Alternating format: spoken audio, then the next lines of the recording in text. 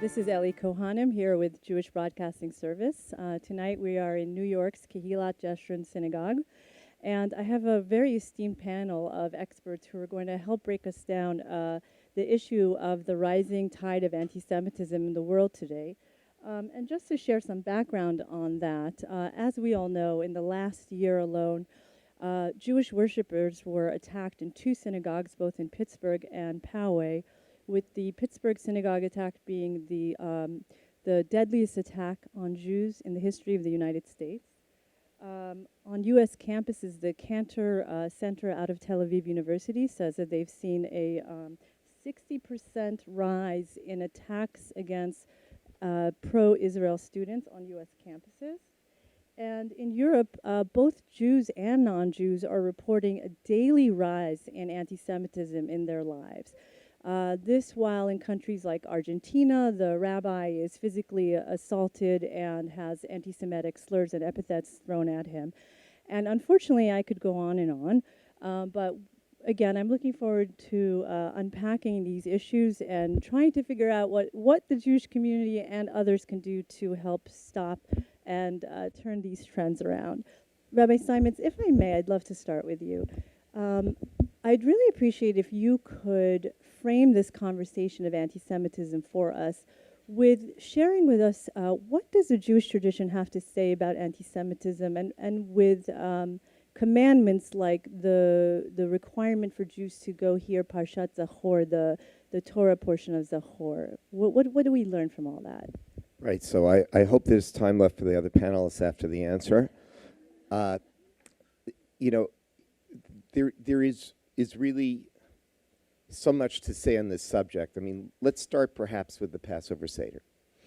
At the Passover Seder, we have a passage in which we say, B'chol dor v'dor omdim aleinu l'chalosenu. In every generation, there's this constant threat of anti-Semitism. Now, this passage was probably put into the Passover Haggadah, and most scholars think it's much later. It was put into the Haggadah after the Jews were exiled. And it was a way of letting the Jews in exile understand that the story of anti-Semitism is not a new story, it's an old story. And that their ancestors had met the challenge of anti-Semitism and overcome it. And the truth is if you go back to the Bible, there are so many lessons that later generations would go back and say, well, this too looks to us like anti-Semitism. Technically, from a scholarly definition, probably none of those examples are purely anti-Semitic. Maybe Haman would count as an anti-Semite. But even so, looking back, Jews would say, let's say Amalek, that one must remember what Amalek did. And it was a way of Jews saying that we cannot be naive about anti-Semitism. We need to stand up and be outraged by it. I want to note that in the Shulchan Aruch, it says that if a Jew is murdered, that we bury the person in the clothing he was wearing during the murder, which is blood-stained, so that the people in the community will be more outraged over the murder. We don't change them into the regular tachrichim, into the regular shrouds. And the Shulchan Aruch cites this halacha, which comes from the Middle Ages in Germany. And that's one of the lessons of Amalek. Don't be naive. But there are so many other lessons from the tradition. Like I said, I didn't want to take up all the time from the other panelists. But you have Pharaoh, and you have Haman, and you have the story of Hanukkah. You have so many different instances in which lessons about Jew hatred can actually be taught, and lessons that are significant for future generations. But if we just start with this one, that is that one should never treat anti-Semitism as the cost of doing business as a Jew. We need to be outraged by it. We need to stand up to it. And we need to say that even Amalek, we're never going to forget what they did.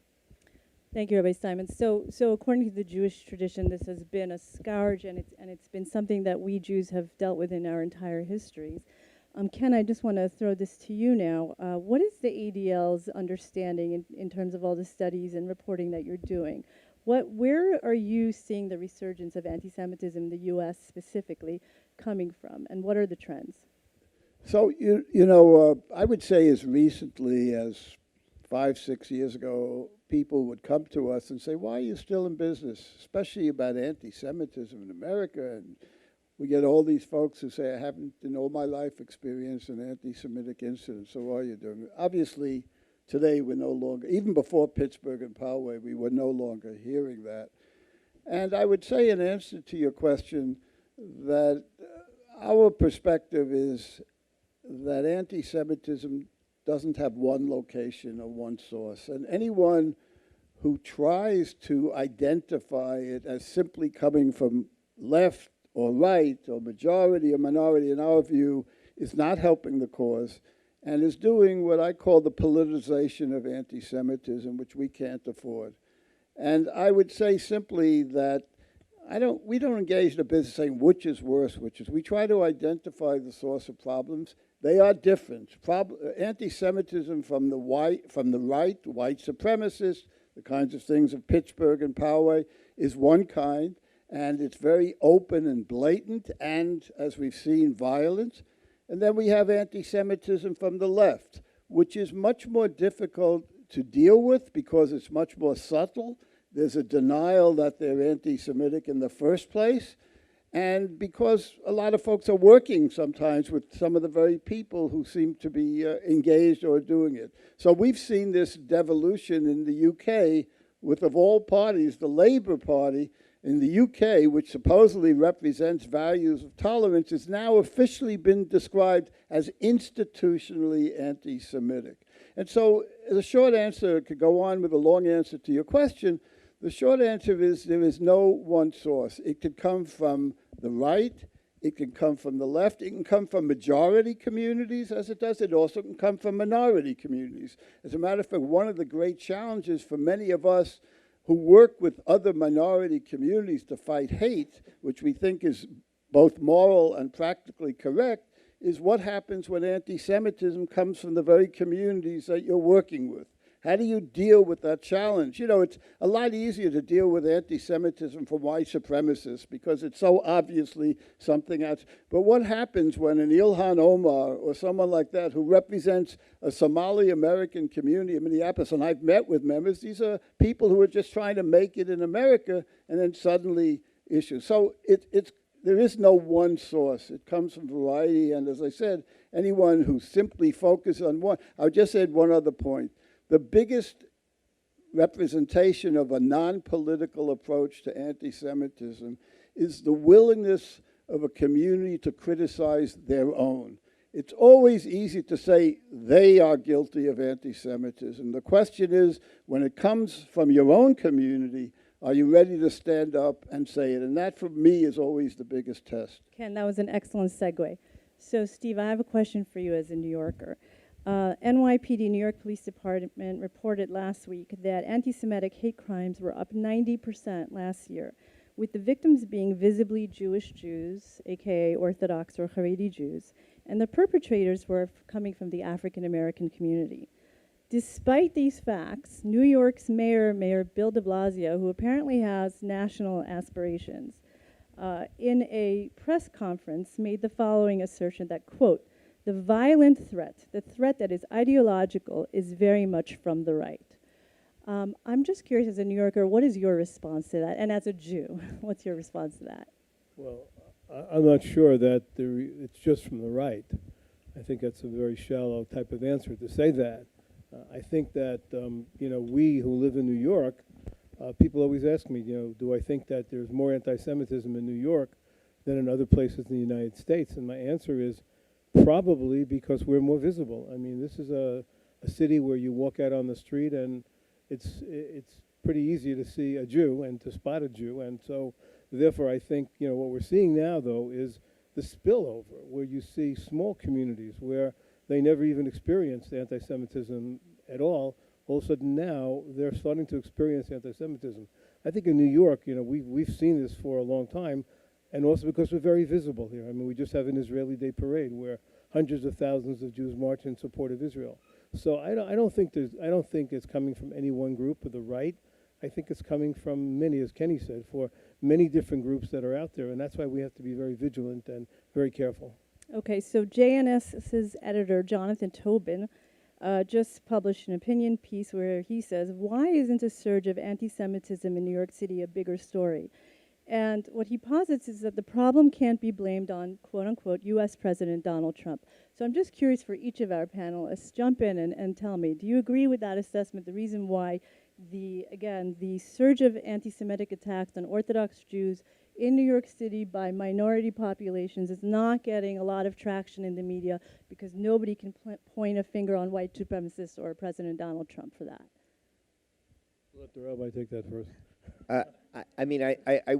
I really would echo Kenny's point. I mean, there's a lot of truth to that assertion. The story of anti-Semitism is being channeled, like a lot of stories, to political ends. And if it fits one narrative, and look, you had the mayor of New York today saying there's only right-wing anti-Semitism. There is no such thing as left-wing anti-Semitism, which is just a complete denial of the reality. So once you sort of politicize the story, then clearly there are going to be stories that are going to be overlooked.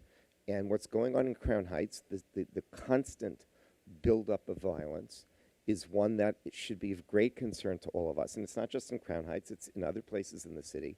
And you're right, it's not being noticed, it's not being covered, in part because of the political aspect to it, also tragically in part because it hasn't been tragic enough yet. If, God forbid, something terrible occurs, then they'll be all over the story. The fact that windows are being broken in synagogues and Hasidim are being beaten up in the street, it isn't newsworthy enough. So I would say it's both the political and the fact that you don't quite have the story that they want to put in the newspapers. Reactions? I just want to say one thing, that when something happens once, it's news. When it happens all the time, it's not news anymore. It's just, we accept it. It's part of life. And so therefore, what we're seeing now is that there's an acceptance on the part of the general public that this is going to happen. It's no surprise anymore. And that's a terrible thing, because we've gone from something which is a terrible situation to something which is just accepted. To that point, I think that we have to blame ourselves a little bit, because who is, well, I'll put it this way. There's two African Americans that go to a Starbucks who aren't customers, who are told to leave, and they can't use the bathroom. This is national news. This is on CNN, Fox News, everywhere. My client, Daniel Vassell, gets punched in the face at Temple University by an associate of SJP, screaming, "You dirty Zionist Jew pig," or whatever he said. Where is our spokesperson? Who is the person that the media is supposed to go, who is in a leadership position on CNN, on Fox News, and talk about this stuff? The price paid for Jew hatred is so low because we aren't standing up for ourselves.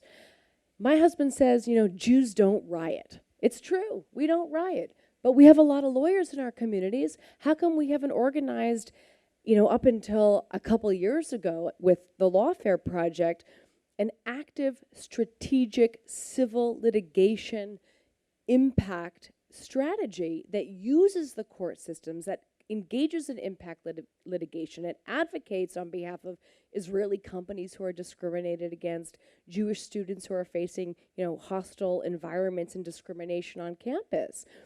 Why aren't we advocating like every other community would when something like this happens to our community? And it's because I think we're so used to being, shut still, don't do anything. When we launched the legal fund at the Lawfare Project, members of the Jewish community came to me and said, you're being too aggressive. And I took that as a compliment.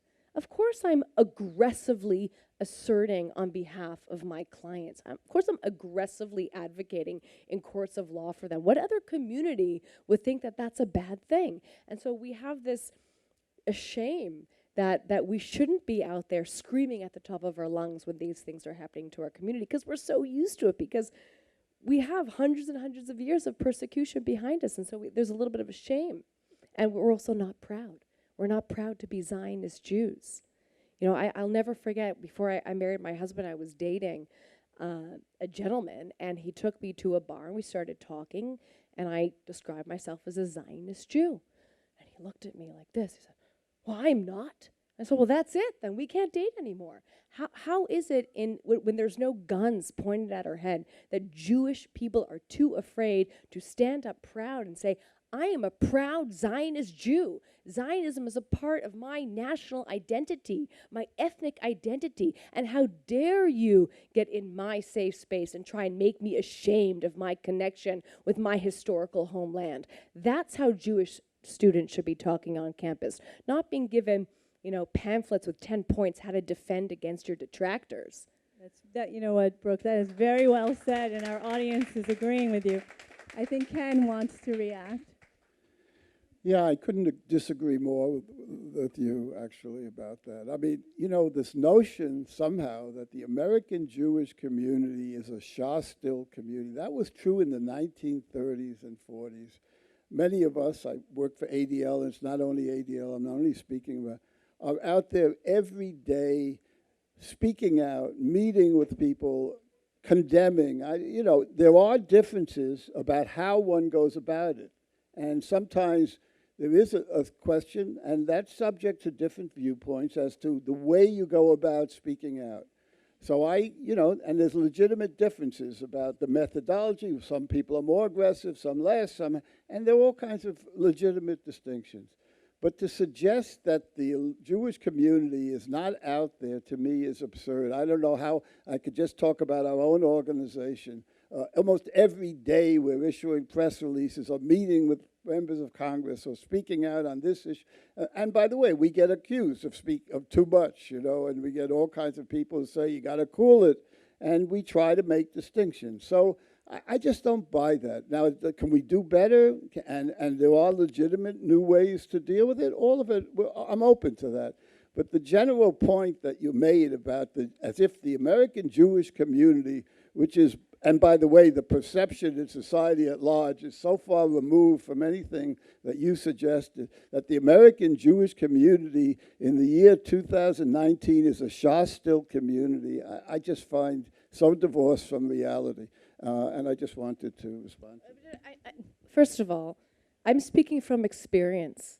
There was an article that was just published by a student plaintiff in our litigation against San Francisco State University, which we settled in a groundbreaking, monumental settlement. And that article was written by Chaz Volk. He was a student at SFSU, and he describes in that article how the Jewish community, and in particular one Jewish organization whose job is to advocate for Jewish students on campus, actively intimidated him and pushed back on him and told him exactly what I just said. Shah, still, I'm writing letters, I'm sending out press releases, I'm dealing behind closed doors. Okay, you're ruining my relationship with the administration. The time for press releases and letters is over. The time for impact litigation and civil rights litigation is now. We have every right, like every other minority community in this country, to avail ourselves of the judicial system. Tell me, has there been one civil rights lawsuit advocating that Title VI of the Civil Rights Act apply to protect Jewish students on campus? Never. Never before in history has any Jew filed and litigated a lawsuit advocating that Title VI of the Civil Rights Act applies to protect Jewish students. ADL's mission at the beginning was to file civil rights litigation. What is going on right now? How is it that this country is formed on seminal cases, Roe v. Wade, Brown v. Board of Education, hands in the air? What is the most seminal case advocating for Jewish civil rights in this country? Who can name one? There's none. Our audience seems to not have a I would love to, you know what, I just want to, I don't want to turn it into a private debate, but I do love a couple of the issues that we're hitting upon. So let's keep moving. This year's AIPAC Policy Conference featured U.S. Secretary of State Mike Pompeo, at which he made a very clear and direct statement. He said, anti-Zionism is anti-Semitism. So again, he said, anti-Zionism is anti-Semitism.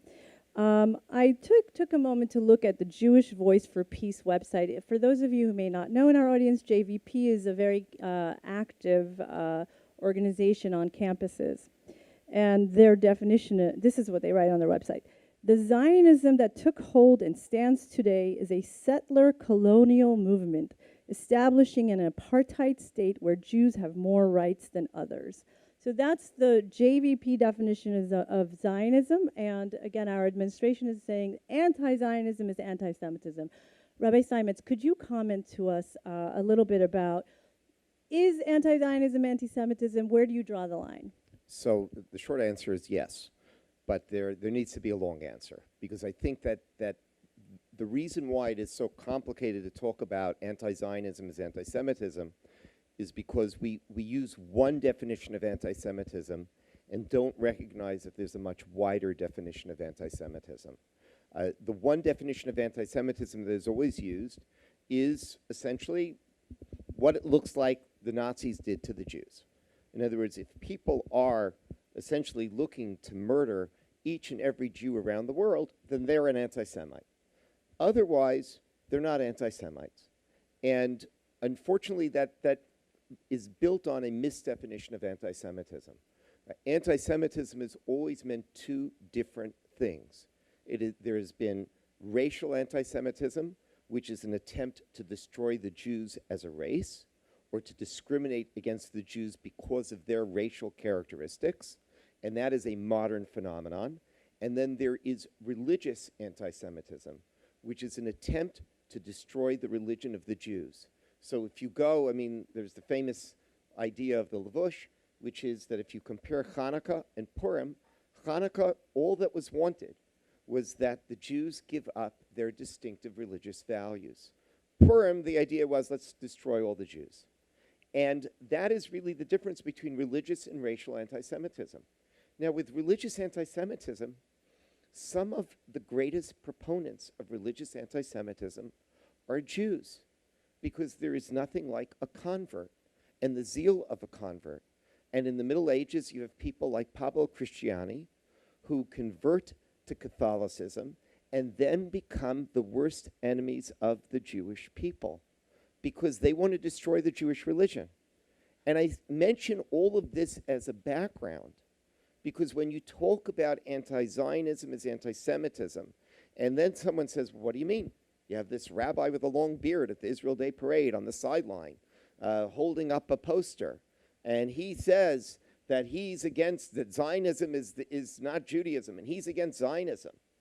So I say, but you don't understand.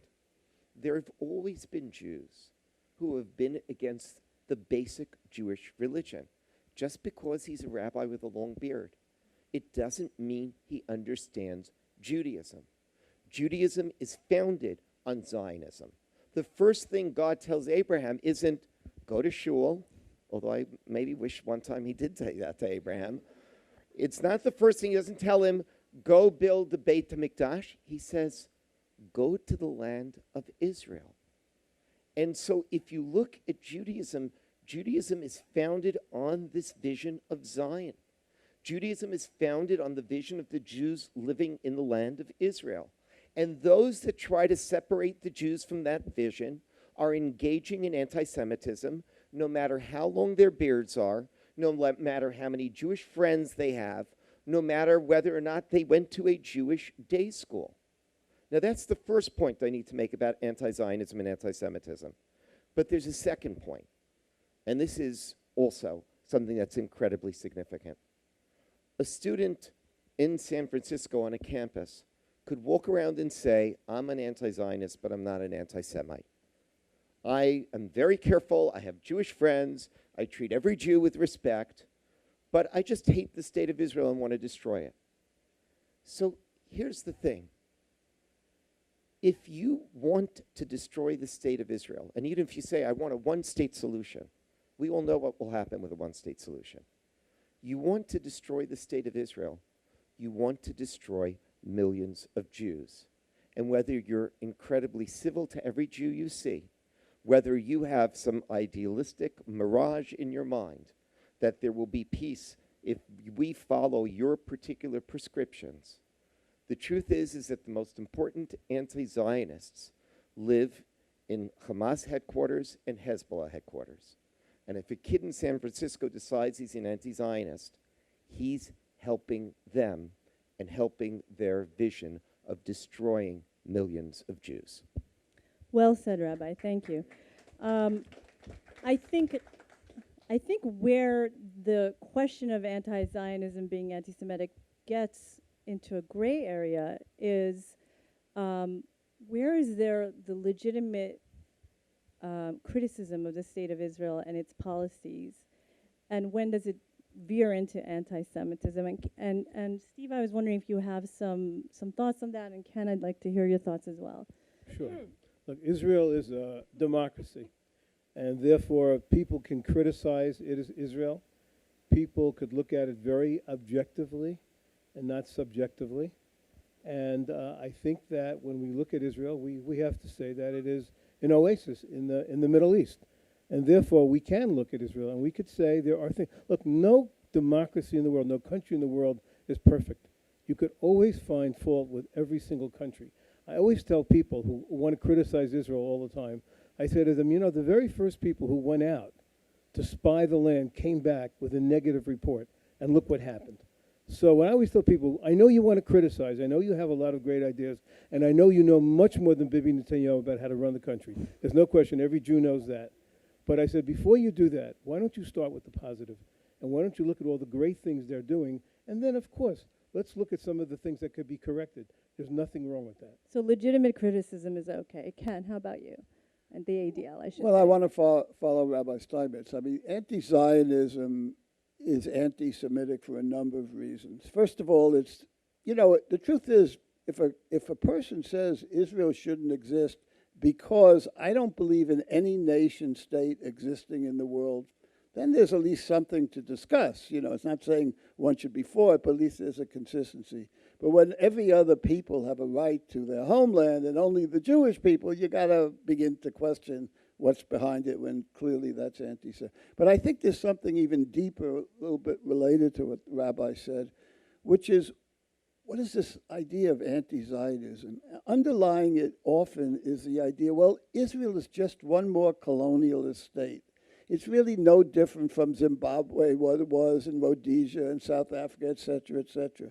And what is the fundamental difference between Israel and these colonialist states? Because after all, if Israel's just maybe, you know, and of course the answer is the only way you can see Israel as a colonialist state is to deny 3,000 years of Jewish history. That to me is the most, in a way, the most anti-Semitic element of many elements that are anti-Semitic about anti-Zion, which is the only way you can say these things is say, and by the way, I just want to say, give an example. At a famous moment at the Camp David thing, when many people thought that was the chance for a major breakthrough in 2000, when Clinton and Rabin and Barak and Arafat were there, and Barak was talking about sharing Jerusalem, a Palestinian famously said when Barak was talking about the Temple Mount, the Palestinians said, what Temple Mount?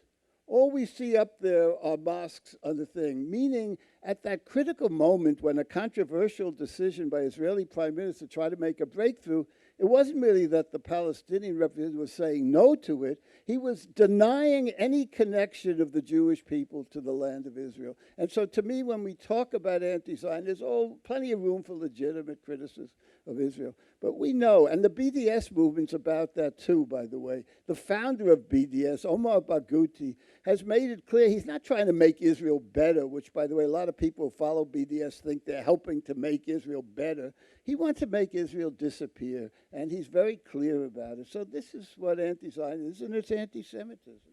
Fabulous. Brooke, I'd like to give you the last word on this. If you could, you referenced it earlier, Lawfare Project, settlement with California State University. Could you tell us a little bit more in detail, specifically why it is a landmark case, and I think it is, and a huge win for the Jewish community and for the Lawfare Project, and specifically how it relates to Zionism. Okay. So it was a landmark settlement, specifically because the school agreed in the settlement, the California State University system agreed to recognize Zionism as an important part of the Jewish identity. Now, the facts were that Jewish students and the Jewish student group Hillel were purposefully excluded from a Know Your Rights fair that all student groups were allowed to participate. Now, we sued the school for denial of the ability for the Jewish students to participate in programs, and the school admitted that the Jewish students and the student group were intentionally excluded. That was not a disputed fact. But they said, we didn't exclude them because they're Jewish. We excluded them because they're Zionists. And Zionism is a political point of view, and that's not a protected category under the California state anti-discrimination law. Now, our significant victory there was the recognition that it is now school policy that Zionism is an important part of the identity of Jews. It is the civil rights movement of the world's oldest ethnic minority, the Jewish people. It is integral to our religion. But also the point that we made there, and this is also very helpful when you talk about this, the distinction between when does criticism of Israel become anti-Semitic, okay?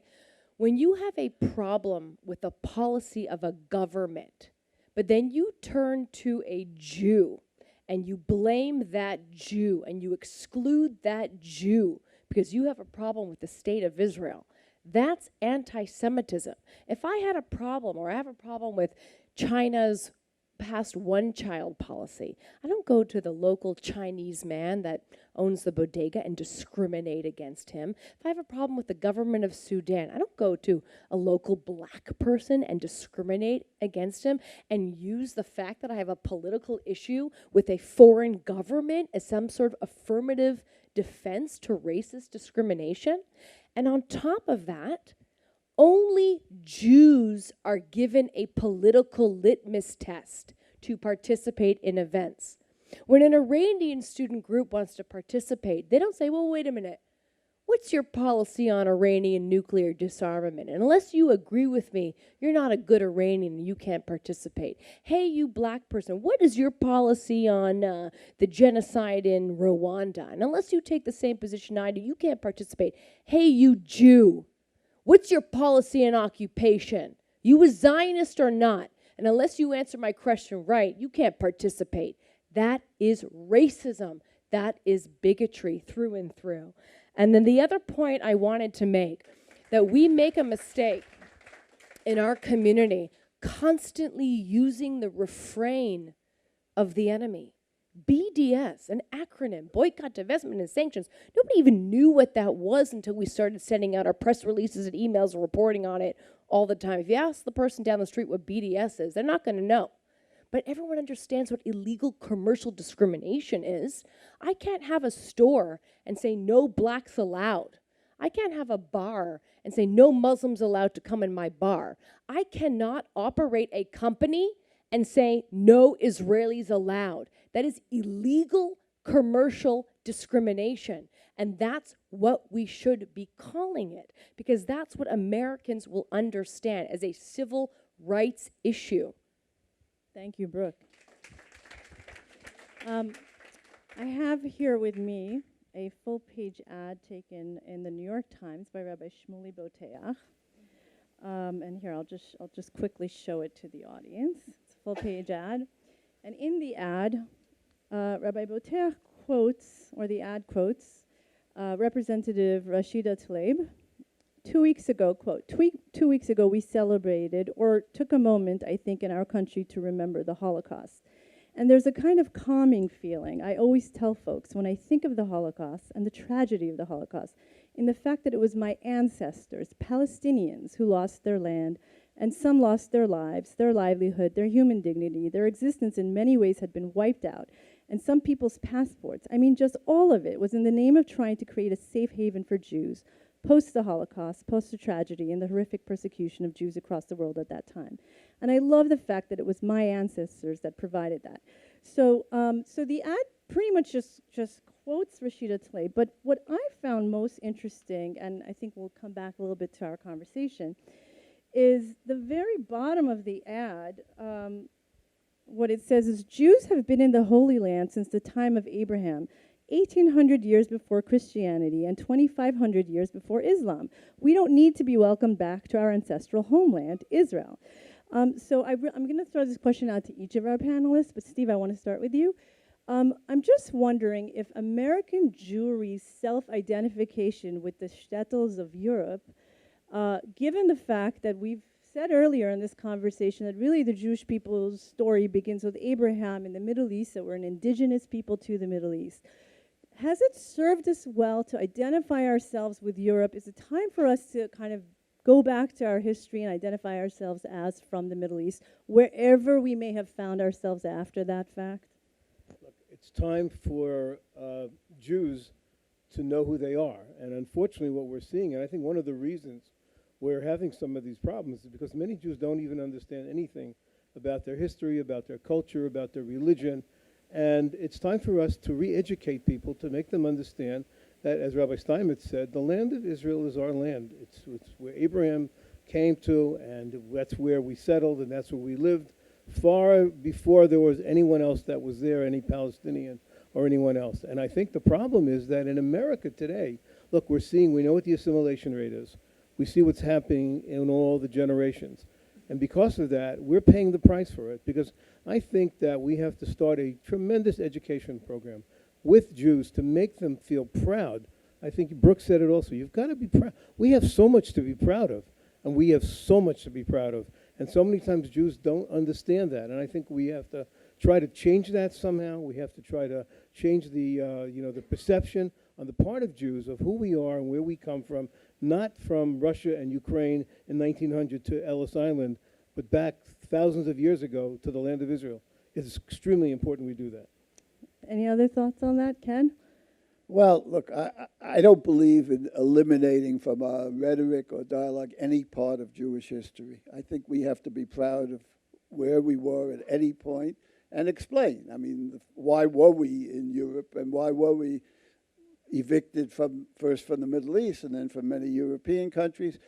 At the same time, I think we also have to demonstrate not only the connection going back 3,000 years, but the indigenous element of Middle Easters. After the majority of Israelis today are Sephardim, who are from the Middle East. So this notion that somehow Israel is an alien people, the Jewish people in Israel are alien, is wrong on every level. It's wrong historically, it's wrong currently, it's wrong in every sense. So, but I never would want to suggest that we should distance ourselves from our shtetl experience, if you will. Of course, we know about the anti-Semitism. We talk about the Holocaust and all of that, and yet there's also, a lot still that, from our own internal perspective, that we have to be proud of. Look, we're not going to solve any of the problems we're talking about. When we talk about anti-Zionism, it's not going to be simply because we make a point here about we're indigenous or that. We have to recognize that anti-Semitism, and we didn't really discuss that, but I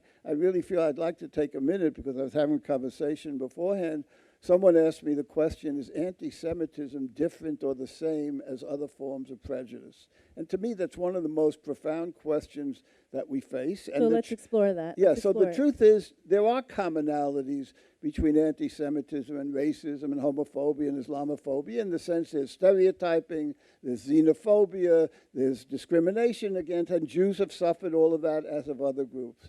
But anti-Semitism at its core is fundamentally different, in my view. And the difference really lies, and that's why a lot of people don't, the difference lies, I always say that the culminating moment conceptually, not of course on the ground, but conceptually of anti-Semitism was the appearance of the infamous Protocols of the Learned Elders of Zion. This was if you don't know, it's a fabricated document around Russian secret police. Around 1903, they claimed they discovered the true efforts of Jews' plans to take over the world. I mean, of course, it's completely but think about it.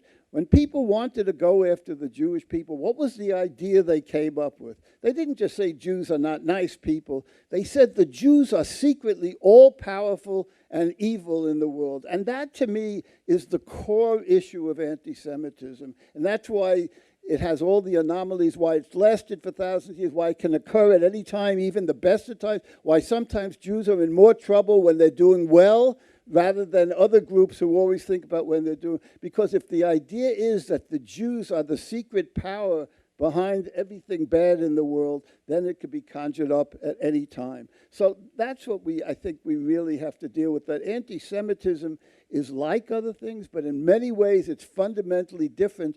And we need to do a better job explaining it, and I think a lot of people willfully want to ignore that reality. I hear that. Brooke, I'd love also if you could comment on legally how is anti-Semitism different from other forms of prejudice and hate?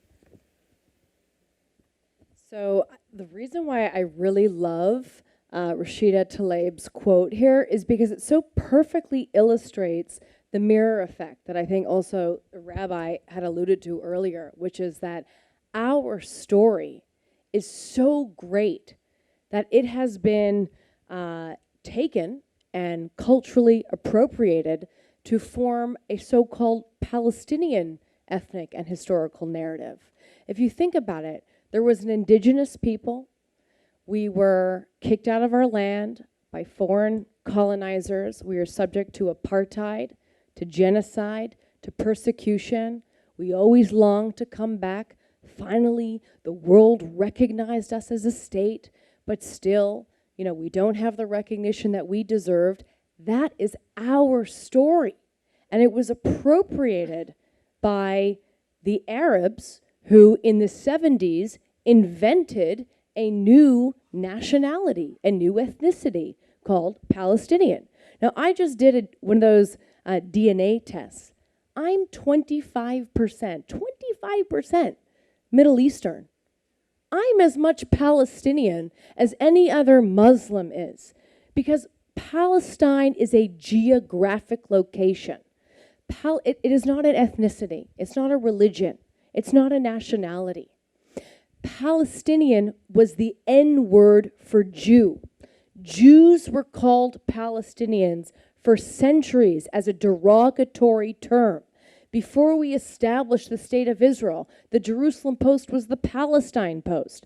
The Israeli orchestra was the Palestinian orchestra. We self-identified as Palestinian, but then when we declared our state, we then now self-identify as Israelis. And the mirror effect is a very, very powerful tool, and we have to reclaim that narrative. The other mistake I think that we make also is we describe what we're doing as pro-Israel advocacy. We're not engaged in pro-Israel advocacy. We're not advocating for a particular government. We are advocating for the civil and human rights of the Jewish people to exercise their right to self-sovereignty. That is how we should be talking. We are engaged in advocacy for the Jewish people. I've never heard of someone say, well, I'm engaging in pro-Italian advocacy or pro-German advocacy. And I think that's why we also get a lot of pushback.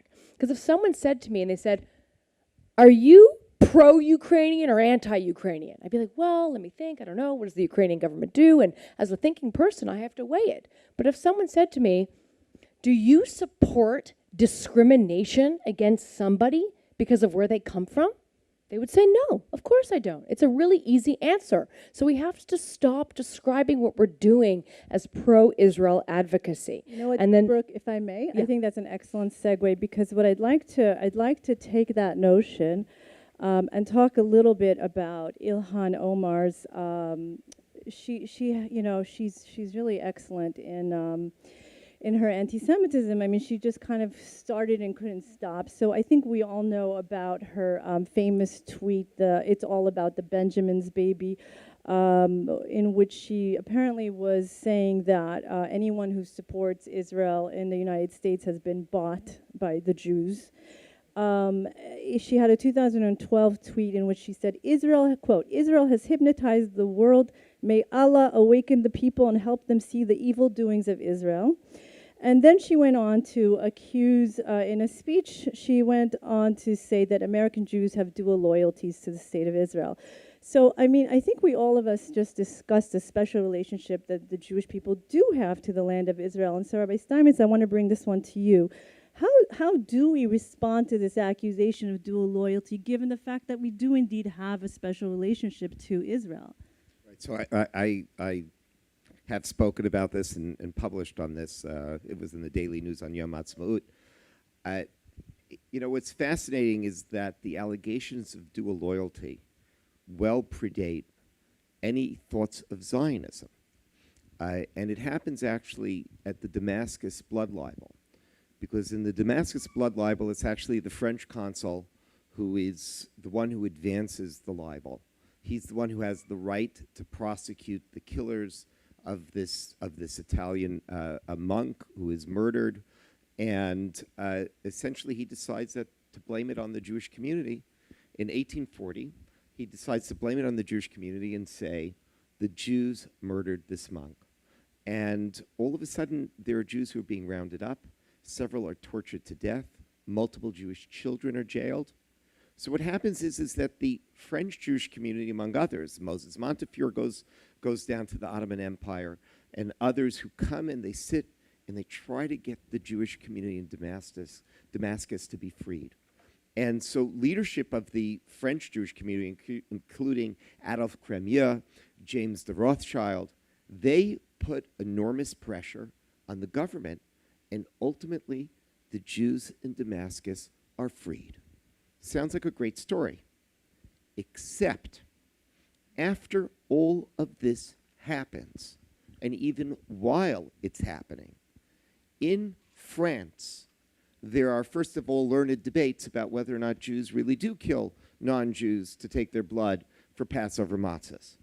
But beyond that, after all of this happens, there are multiple editorials that say, how could these Jews care about the Jews in Damascus? Isn't it good enough that they're French citizens and they have rights as Frenchmen? Who says that they should be talking about what happens in Damascus? They should be thinking about what happens in France. And if you want to have, so to speak, the first moment that you have a dual loyalty accusation, it has nothing to do with the state of Israel. It has to do with Jews caring about other Jews. And so this entire concept of dual loyalty is really just another way of saying Jews are not loyal citizens because they're Jews.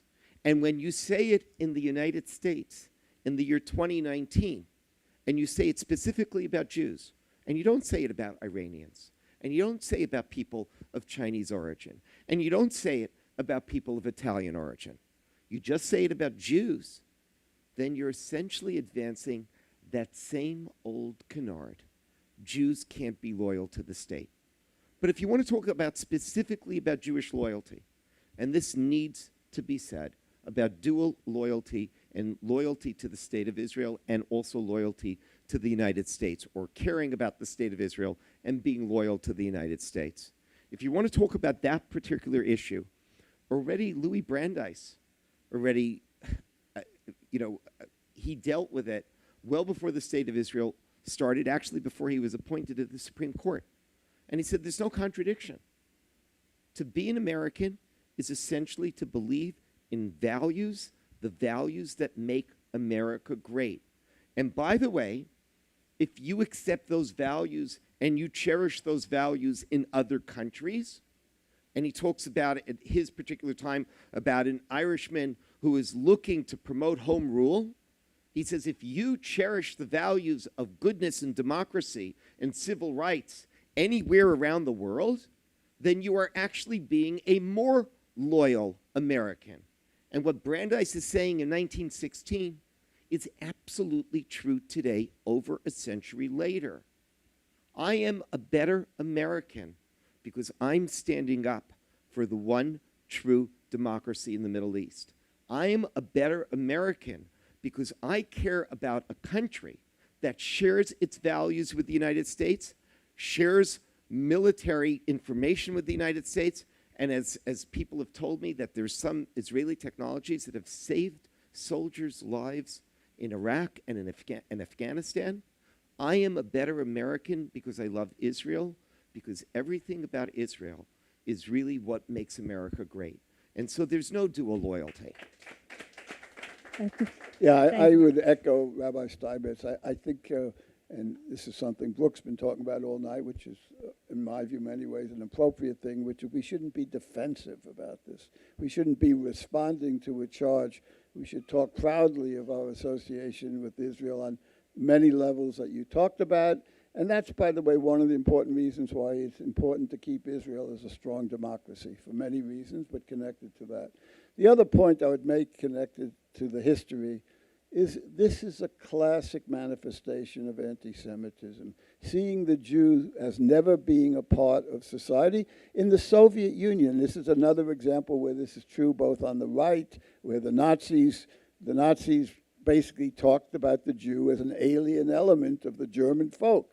And of course, in the Soviet Union, what was the attack on the Jewish people under Stalin? It was a reference to Jews as cosmopolitans. That's the word that they use, meaning they don't have national loyalty to the Soviet Union. They are loyal to, and there was no Israel in those days, as the rabbi. Yeah. So this is at the core. It's related to my earlier point about what makes anti-Semitism different. But, and again, I'm going back to Brooke's point generally, we should not be defensive. We shouldn't be responding to dual loyalty. We should proudly proclaim that we are supporters of Israel for the many reasons that Rabbi Steinmetz talked about. Thank you. I think we would be remiss if we have a conversation about anti-Semitism and not talk about our sisters and brothers in Europe. So I want to kind of move the conversation over to Europe, if I may. What I'm noticing myself is that there is obviously, unfortunately, a daily resurgence of anti-Semitism in people's lives, and that's been reported broadly. What I'm noticing is that there's a linkage between the radical Islamic anti-Semitism that is native to the Middle East and is now being exported into Europe by the huge migration of migrants from the Middle East to Europe.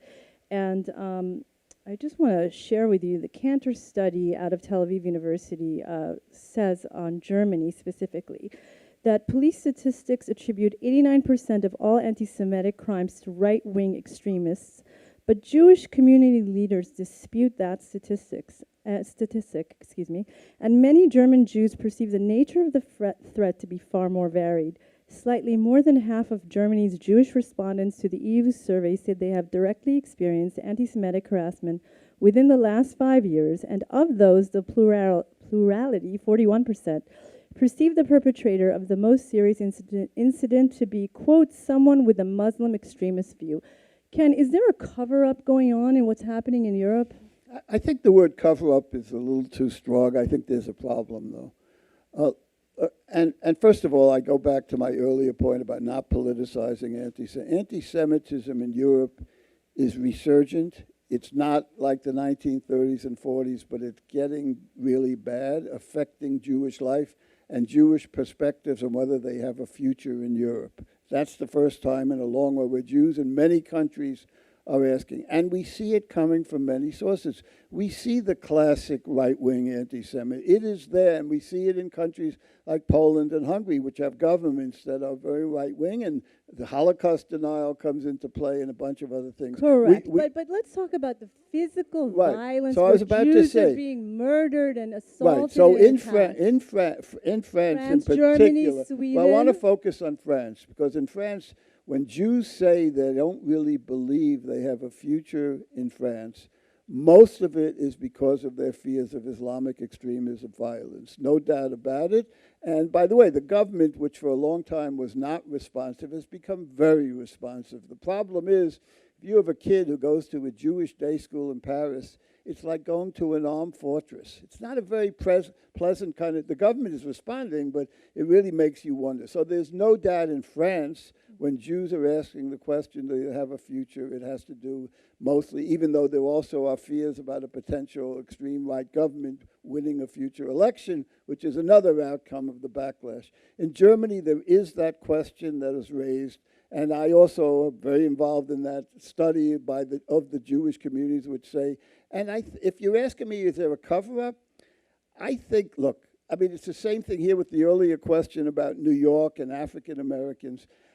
Look, when you have minorities who are, this isn't an excuse, I'm just trying to analyze it and define it. When you have minorities that themselves feel under siege, there's a tendency by some, not in my view, not correctly, to sort of say, well, you got these communities that are discriminated against and all that, so we ought to be really careful before we start labeling things. And in the course, so I think there is that kind of sense. I don't agree with it. I think you got to call it like it is. And when you see, you're not helping those communities either. When there's for example, to me, when people refuse to use the term Islamic extremist terrorism, you should never say Islamic terrorism. But if you say Islamic extremist terrorism, how could you not identify it? That's just the way you want to talk about a white supremacist. You don't afraid to use the word white there, but you add supremacist. So I think I think the problem is a perception that certain Muslims are, this tribe of African Americans here. I don't defend any of it because I think we should call it like it is. But I just think the term cover-up is a bit too strong, even though I agree that it's very unhealthy and bad when we don't call it what it is as it is. And so if, in fact, that's true, and there is enough to suggest that the majority of the anti-Semitic assaults in Germany are coming from folks of Muslim origin, that should be stated clearly. Not to attack all Muslims, but talk about the fact that there is a problem. Okay, we also cannot, yeah, I'd like you to, Okay. I also just want to say, though, that we cannot forget also the Jews in Sweden and the UK, I mean, right, all over Western Europe, unfortunately, who are all facing the same threat. Go ahead, Okay. Brooke. So I think that there is a concerted effort to silence and punish anybody who talks publicly about theologically motivated terrorism when that theology happens to be Islam.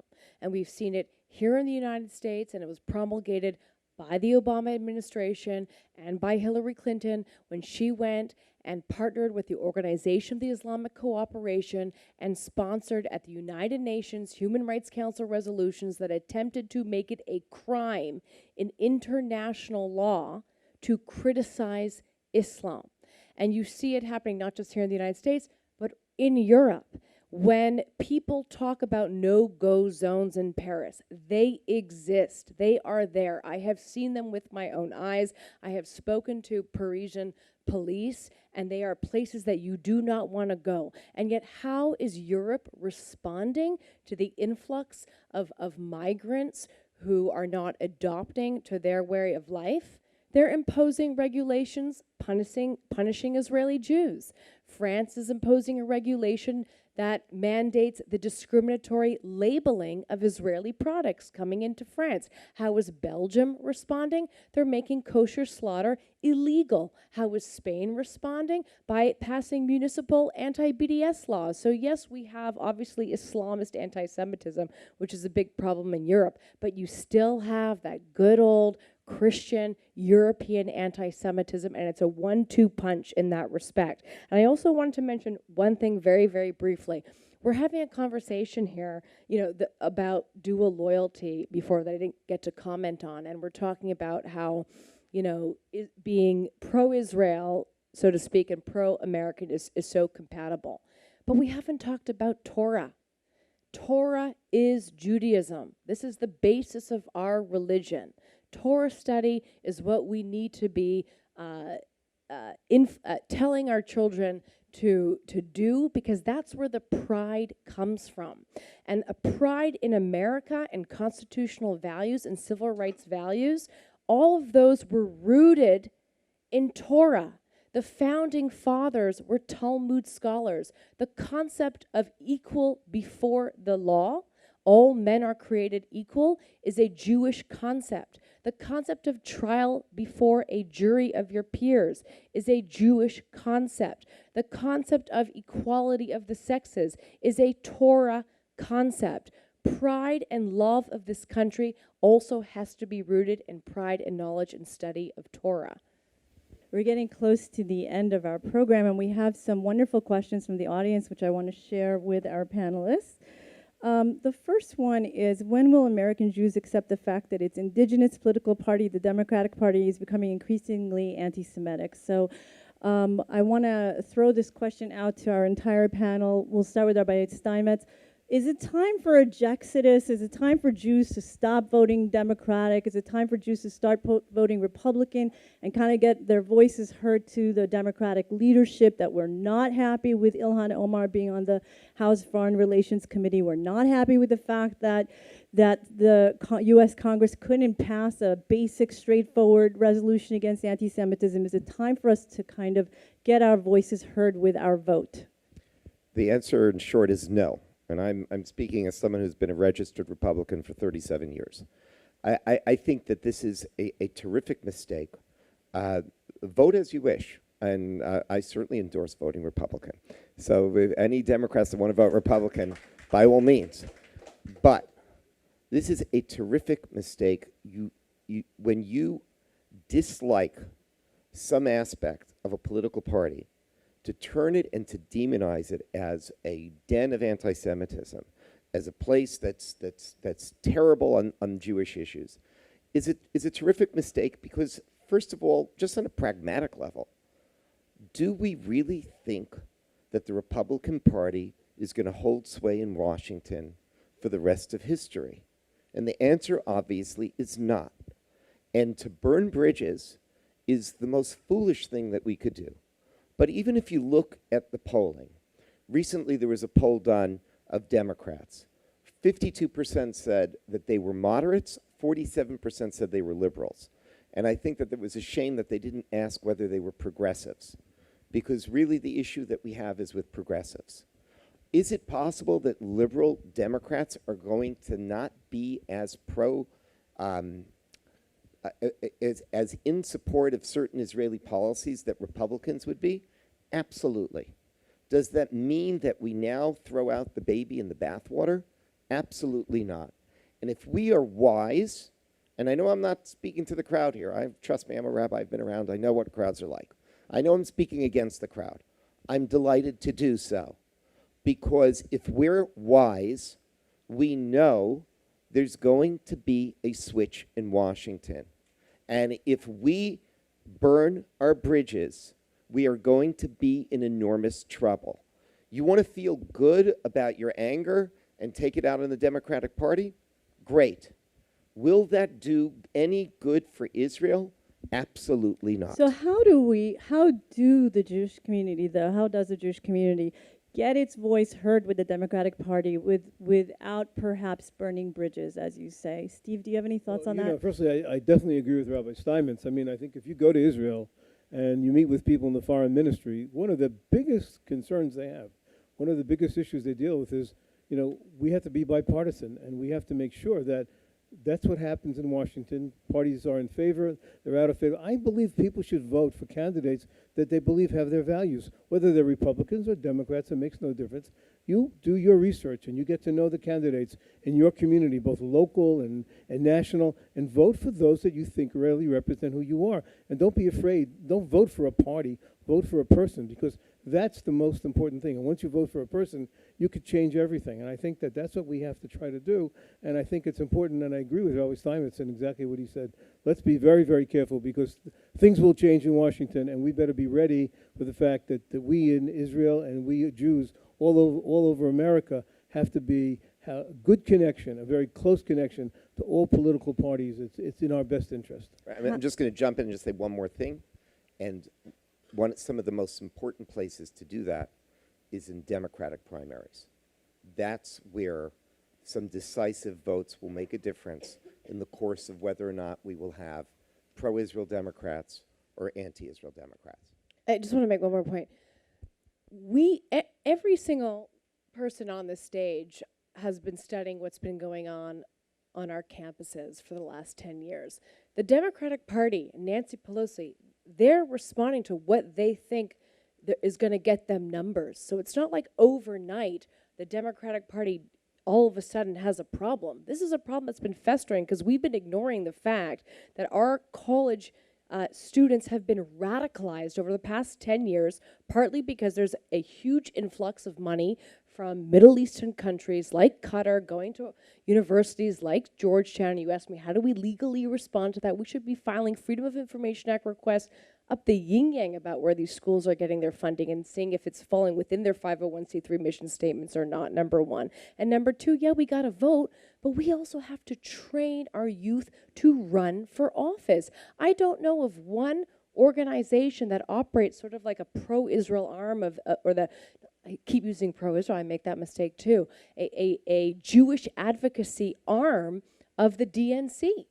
Where, if I wanted to run for office tomorrow, who's going to help me? It's such an intimidating factor. And yet we know for a fact that people like AOC were hand-picked, and they are being talked to, and they are being fed their talking points by people who know the system, who are working the system. We have to also work the system so that we can participate as fairly in the democratic process. Ken, any thoughts on that? Yeah, a few. So I generally agree with both Steve and Rabbi Steinmetz on their approach. And there's a lot of work. For just this past week, a number of organizations, including ADL, were present at a California State Democratic Convention, which there were a number of resolutions that were introduced that were not exactly friendly to Israel. And the work they did actually got them to drop these resolutions. So there were things on the ground, on a day-to-day ground, and lawsuits is also an option, but there are all kinds of activities that take place that can be effective in doing that. Now, so I'm in the camp, not only that the Democrats are going to take over sometime, but we don't want to give up on the Democratic Party. There are problematic individuals. There are others who don't stand up when the problematic individuals do the bad things. But there are also huge numbers of leaders and others who are still with us. We have to cultivate them and speak up. Now, having said all that, what is the great fear inherent in your question? And that is what's happened to the Labour Party in the UK. You know, exactly. because the truth is, as I said earlier, the Labour Party in the UK has almost become a lost party for the Jewish community. And Jews in the UK, unlike France, where Jews were never talking about the possibility of leaving, you now start to hear that if Jeremy Corbyn becomes prime minister, Jews are questioning whether they have. Now, I want to make it clear, I'm not making no comparison at this point between the Democratic Party and the UK Labour Party, but there are enough echoes that at least get us nervous. So, for example, when the Ilhan Omar situation developed, some of the reactions from some of the Democratic leaders had a feel to it of what was going on in the Labour Party when all the anti-Semitism comes. So the first one is to deny that it was that anything she did was anti-Semitism, and to, in effect, blame the critics more than the anti-Semites, you know, in effect, and then say, well, you're just trying to divert attention from Israel's failures. That's another theme. These are all themes that are rampant in the UK Labour Party. And then, you know, I always say, go back to your question about legitimate criticism. I always talk about a continuum. It starts at legitimate criticism of Israel. It moves to extreme criticism of Israel. Then it moves to the demonization of Israel. Then it moves to the delegitimization. And then it moves to classic anti-Semitism without any kind of cover. And you see that the UK Labour Party, that's a life there. But you're seeing some of that kind of thing happening. I always say, where on the spectrum is some individual when they engage? So yes, I fully agree that we should not succumb both on practical and moral terms to this idea that the Democratic Party is hopeless, and obviously people are going to vote the way they want. But I also say we have some challenges and things that really do concern us, and we can't be complacent. Brooke's been talking the whole night about being strong and aggressive, and I agree with that. And we have to find that balance between between trying to continue relationships and also standing up and never pull punches when anti-Semitism comes. Perfect. You know, I would like us to wrap up tonight with talking about what each of our panelists thinks individuals can do, whether Jews or non-Jews, to kind of push back and combat the anti-Semitism that we're all feeling rising in the world today, unfortunately. Rabbi Steinmetz, may I start with you? That's an excellent question. I think I would start with something, and I really didn't ask Brooke to do this as a promotion for me. I think we need to start by knowing who we are. If we're going to fight anti-Semitism, we need to know why we're Jews. We need to be incredibly proud about being Jews. We need to be incredibly proud about being Zionists. And I think if we want to fight it, first let's be ourselves. Because if we know who we are, we will fight it automatically. And I just need to throw in, I don't want to take too long on this answer. I'm just going to leave others to finish the answer because there's a second part to it, but I'll leave it for others. I want to quote something that my friend Erwin Kotler said. There was 15 years ago when we were living in Montreal, there was a firebombing of a Jewish school literally the night before Pesach. And so we all went to the school the next day, and the Prime Minister of Canada came down. And Erwin was interviewed on TV, and he said the most brilliant thing. And it comes back to what I started with. At the Seder, we say, in every generation, they come to destroy us. And he said, this is not about the anti-Semites. This passage is not about them. It's about us. It's about Jews recognizing with pride we've had enemies before, and we've outlasted all of them. And that, I think, is where you start. Be a proud Jew. Be a resilient Jew. Be a courageous Jew. Be a Zionist in the streets. Be a Zionist in the campuses. And that will be half the solution. The rest of the solution, I'll leave to the rest of the panelists. Okay, so I think that what you have to do is begin with the beginning, as you said, understanding who we are. Brooke said Torah, being proud of who we are. But once you are, and once we do that, what you have to do, and I think about New York City has this thing, you see something, say something. And I think what we should be saying is if you see something, if you read something, if you hear something in your office or any place which you sense is anti-Semitic, once we know who we are, speak up and don't be afraid. It could be someone in your office who just makes a derogatory remark and say, by the way, I want you to know that that's offensive to me, and let me tell you why. And then go through and explain it. And I think we have a responsibility as individuals. We have to have lawsuits. I'm all in favor of that. We have to do many things. But I think really now, each one of us has to become an ambassador for the Jewish people, for the state of Israel. And once we know who we are, then it's our obligation to speak up at all times and say who we are and be proud of it. And once we do that, you'll see things will change. Brooke? I have a very long list, but I would start again by re-emphasizing Torah study. And also, I think it's really important, I said this before, not to speak and debate within our enemy's paradigm. The language that we use is very important. Settlements. There's no such thing as an Israeli settlement. There are Jewish towns, Jewish homes. Israeli-Palestinian conflict. There's no conflict between Israelis and Palestinians. There is a conflict between fascist dictatorships, Muslim dictatorships that use innocent Muslim people as pawns in a proxy terror war. Two-state solution, creating another Islamist state in a sea of failed Islamic dictatorships is not a solution to anything. Let's stop repeating these falsities and arguing using the enemy's language. And finally, so important, Jewish history has taught us when we are united, we can defeat even the strongest of enemies. But when we are divided, and we are very divided right now, okay, you can't even go to a Seder and talk about American politics without somebody walking out of the room because they hate Trump so much or they love Trump so much or what have you. Resist the politicization of, our community's hatred and do everything we can to keep our community united. Yeah, I just want to say that keeping Israel both a Jewish and democratic state is an imperative for Israel's survival as both Jewish and democratic. So it's just a vital point. I wish we had gotten into that subject, but we don't have time. But I agree with the points you made, particularly all the points about pride and Jewish identity.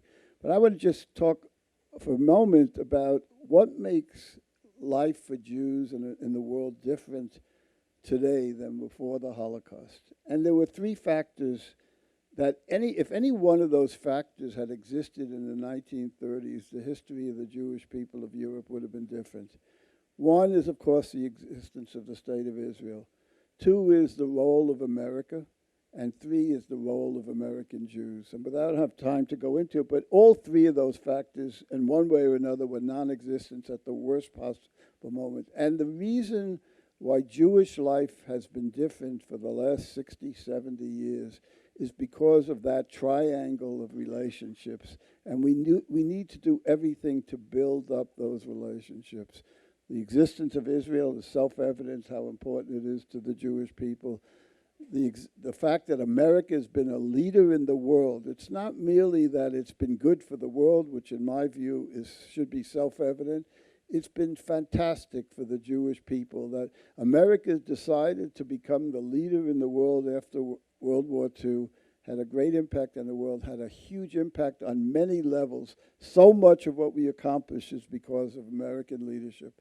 And then there's the role of the American Jewish community. We became a much more secure and self-confident community after the war, and really became an activist community that has worked on Israel, on anti-Semitism, on Soviet Jewry, on Ethiopian Jews, and we have to make sure that we continue all three of those things. So everything we can do should be seen through that prism: Israel, America, and American Jewry. All fine points. Let's be proud Jews. Let's stay united, and let's make sure we're supporting the United States of America, the State of Israel, and all good people. So on that note, I'm Ellie Cohanim with JBS. I thank again the Bnai Zion Foundation for convening this conversation. I thank Congregation Kehilath Jeshurun for housing us tonight, and thank you all for joining us.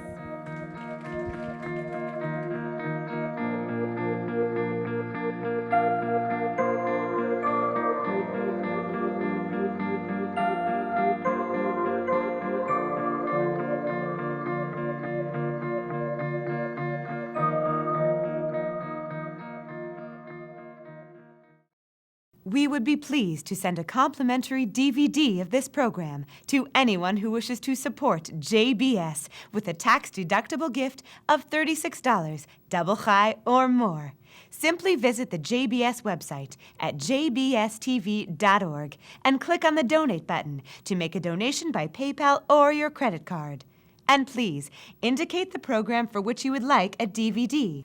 Or you can send your tax-deductible check to JBS, P.O. Box 180, Riverdale Station, Bronx, New York, 10471. And again, please remember to indicate which program you would like to receive with our compliments. And we thank you for your kind support.